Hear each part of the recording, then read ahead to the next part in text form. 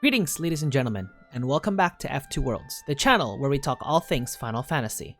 In the world of Spira, the presence of sin has caused devastation and fear amongst its inhabitants. Many fear to advance civilization because of the idea of sin approaching just to destroy the work and effort the humans have put into any attempt of advancement. To put it further, the idea of pilgrimages that summoners embark on to defeat sin may seem relieving to the people of Spira, despite sin's disappearance lasting for only a short time before it returns. Unfortunately, there is no happiness in this journey, and the outcome as to completion comes at a cost of the summoner's life, and the final Aeon, being one of their guardians, would be consumed by Yevon to become the new sin. However, despite all of the chaos in Spira, there are people who remain hopeful that sin will vanish for good one day. One such example are the Albed, who do not believe in Yevon's teachings, and going further, our topic in today's video. Rikku is someone who personifies everything that is the opposite of what a follower of Yevon believes.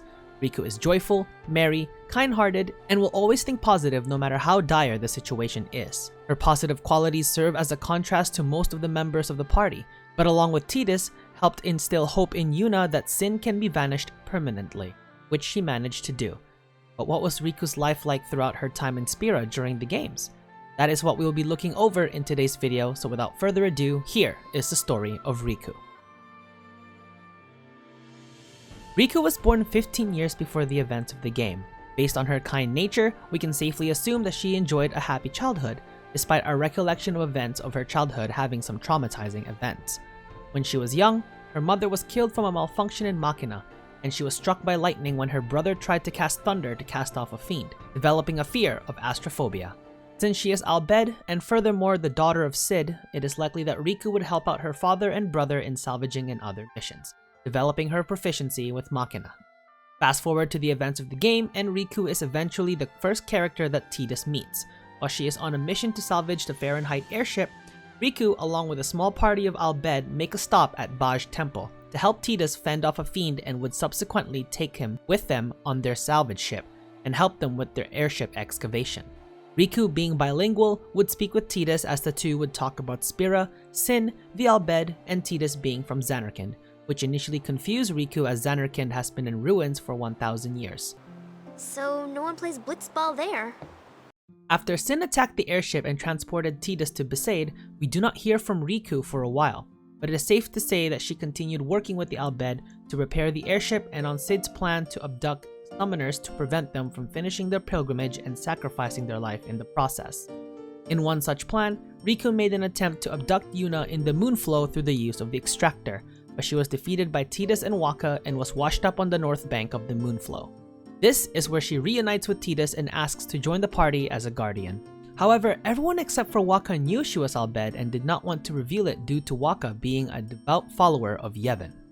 Rikku would continue to travel with the party, slowly revealing details of herself throughout the journey, such as her emulation of Lulu due to her composure and mature behavior, her not visiting the far plane due to her keeping her thoughts inside, her astrophobia being revealed in the Thunder Plains, and Wakka finding out about her Albed heritage after their fight at Lake Macalania, to discovering their home in Bikanel Island being attacked by Guado as Seymour takes Yuna to Bevel to proceed with the planned marriage.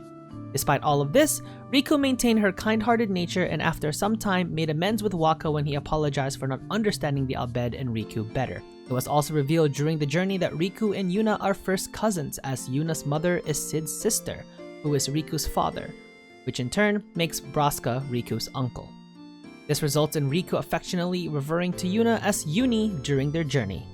As they progress further into the journey, specifically into Mount Gagazet, Rikku expresses fear of Yuna's ultimate fate at the end of her pilgrimage, but Yuna resolves to press forward, accepting her fate when she started her journey as a summoner.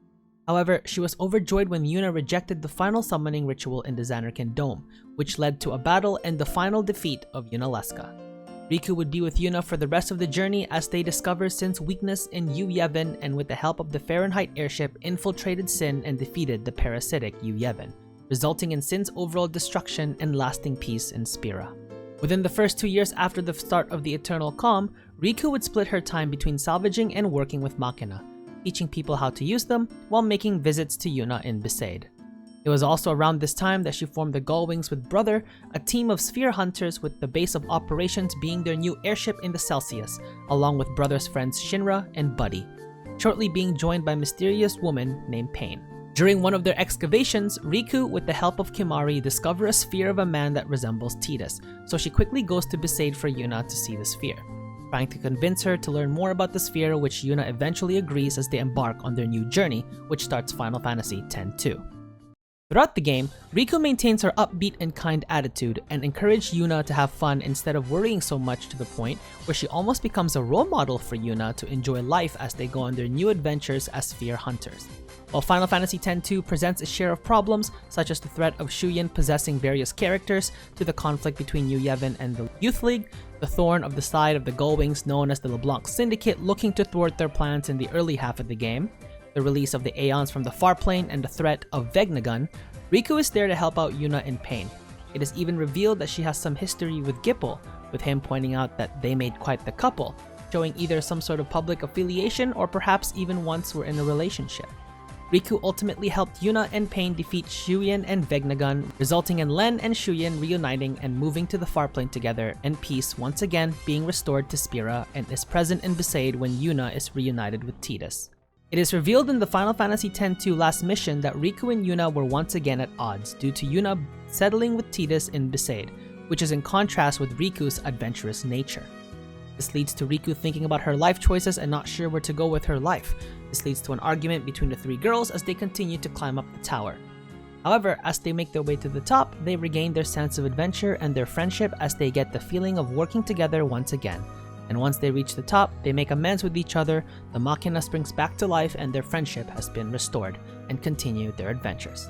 I remember doing a poll on Reddit a long time ago asking the community who their favorite character was from Spira and why, and a fair share of you said Rikku was your favorite character. While she does have a powerful overdrive in mix in Final Fantasy X, story-wise, her upbeat, defiant, and kind attitude was a positive contrast to the overall atmosphere surrounding Spira, with defiance and progression being a common trait amongst the Al Bhed. And without the help of Rikku, Yuna may not have had the courage to defy Yevon's teachings and would have likely completed the pilgrimage in the traditional manner, continuing Spira's cycle of destruction. What did you guys think of Rikku? Did you enjoy her inclusion in the story of the game? What would have the story been like if she was not there to provide the kind nature and optimism that she brought?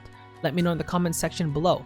Also, my apologies for not uploading in the last 2 weeks. I'll explain in the comments why this was the case, and of course join my Discord to get caught up in everything I am doing content-wise. And other than that, this is Enzo signing out, and that, as they say, is that.